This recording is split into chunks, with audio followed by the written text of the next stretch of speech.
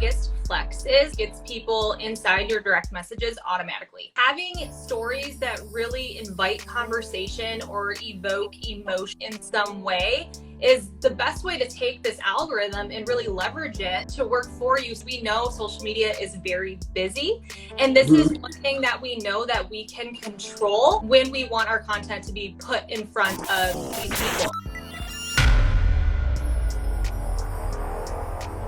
In regards to trying to get engagement on our IG stories. We know generally IG stories is a great place to put content, but sometimes we don't get that return in regards to views and engagement. So we're going to try to share a couple ideas in regards to IG story engagement. Lauren, as my special guest today, I would love for you to go first. Yeah, so what story's biggest flex is the fact that it gets people inside your direct messages automatically. And we know that in terms of the algorithm, if they see you talking to that person in the direct messages, they're like, oh, they're really connected. So your story bubble is going to be popping up first when they open up their app. Your content is going to be shown to them when they are scrolling through the news feed. So having stories that really invite conversation or evoke emotion in some way is the best way to take this algorithm and really leverage it to work for you. So your customers or your clients are able to see the content that you're putting out there, because we know social media is very busy.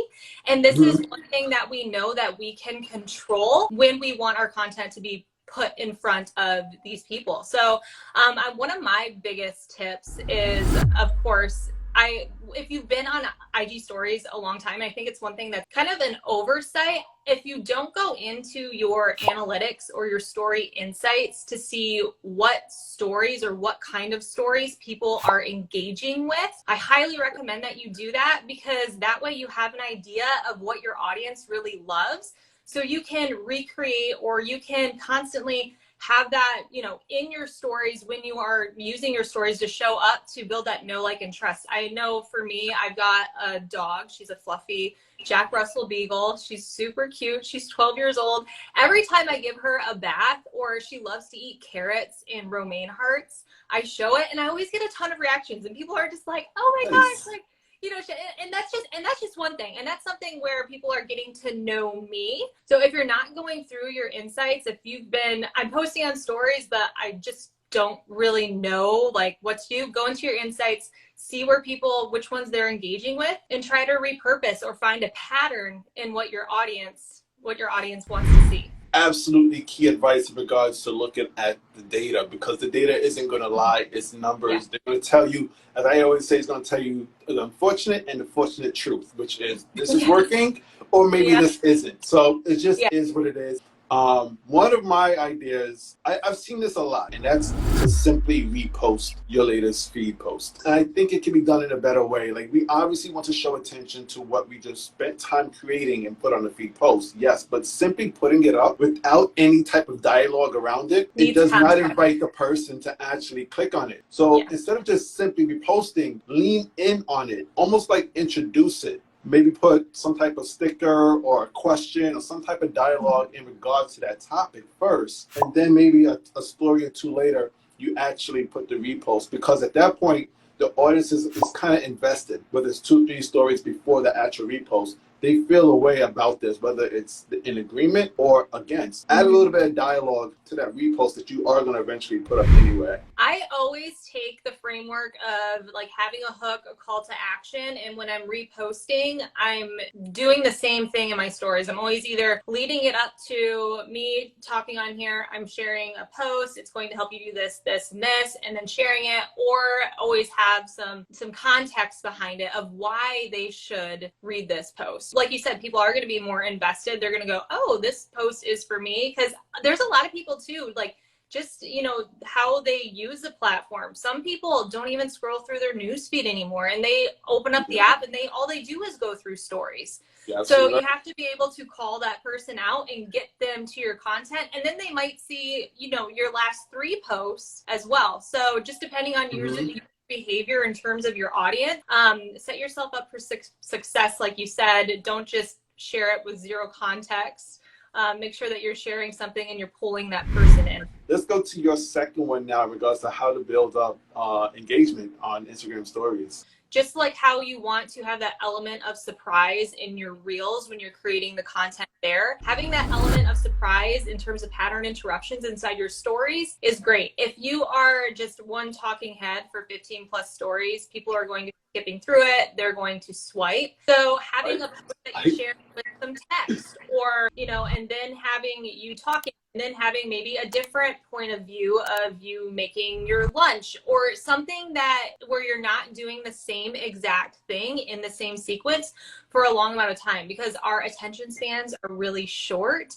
And if people are swiping through your stories, that's telling the algorithm that they're not that interested. I mean, obviously there's going to be times where you might be doing a mini training and you might have 10, 12 stories, or you're doing a launch where you're really invested in your ideal clients, people who are looking to purchase from you. They're going to be the ones who are watching those. But in terms of if you're out of, you know, that launch period and you just want to boost your engagement, keeping those pattern interruptions in mind is key. I love that idea. Now, I see people doing that now in Reels. The way that they change angles and add a little bit of spice to the actual whatever they're viewing. Apply that to stories because it works the same way. My second tip in regards to how to improve IG stories, create a series. I've seen people apply this to Reels. Now they're actually taking it to IG stories. So what I mean by this is maybe you might have something along the lines of Q&A Fridays, photo dump Wednesdays.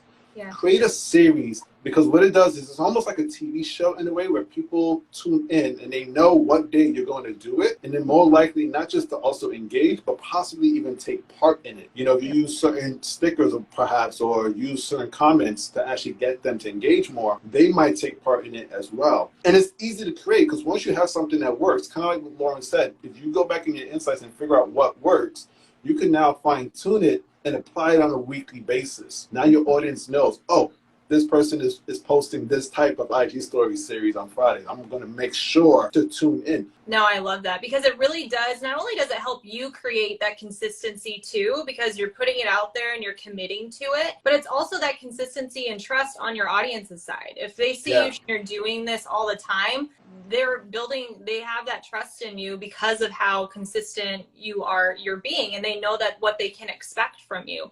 And then especially depending on, you know, what the series is, it just reiterates in their mind that you are that go-to person for that niche topic. I like that. And we are now at our fifth tip. It's a tip that both myself and Lauren easily agree with and think is possibly the best way for you to start building engagement immediately on IG stories. So Lauren, if you go ahead and introduce that last tip. Okay, so the last tip is one of my favorites, and it's, I think, the easiest way to build engagement in IG stories, and that's using the stickers. Using a sticker. My favorite is the poll option. I do miss the old version, I will say. Me too. I miss the old version because you want to have, especially if it's something where it's like a quick reaction, people are more apt to engage with it. It's like a question that they don't really have to think about. And the old poll option was just so nice, you know, to have for that. But I mean, using the stickers or the sliding, and Instagram, they seem to be experimenting with, you know, other options, you know, as well. But every time that you put a sticker on there, I notice a huge jump in the engagement in my stories, and which increases the views of who's actually seeing my stories. Yes, and I completely agree with that. I noticed that myself as well. I generally try to put an engagement sticker then, because that's when I noticed it actually, sometimes it doubles and triples the views I would normally get without the sticker. And it sounds so simple that it's still weird that some people don't do it or use stickers in general. You know, I just want to run through a list of some of the stickers available. You know, we have some like including polls, which happens to be both of our favorite. I love polls. I think you get the most engagement from polls if you ask me. The simpler the question, the more likely they are to respond, if you ask me. That's how I try to practice. But then you also have the latest one, which is the emoji sticker. Slider, as you mentioned, there's questions, and you could use questions in two ways. You could let your audience ask you a question, as well as you could ask your audience a question. So you could use it in various ways. But there's also the other ones like location sticker, which I still think is very valuable. And we have so many others, and Instagram has not stopped. There's so many stickers, and it's so easy to add, and it does definitely makes engagement just so much better on our IG stories on a daily basis. So I hope you guys take that one to heart. I hope you guys had your pens and papers out. So like I always state, take this information, take the tips that you just got from myself and Lauren, and go ahead and step your gram up. If you got any insight from that conversation with myself and Lauren all about IG stories, you know what to do. Hit the like button, smash the subscribe button, and ring that notification bell. If you're looking for more information on IG stories, such as how to avoid 8 IG story mistakes, hit the video on the screen, and I hope to see you there.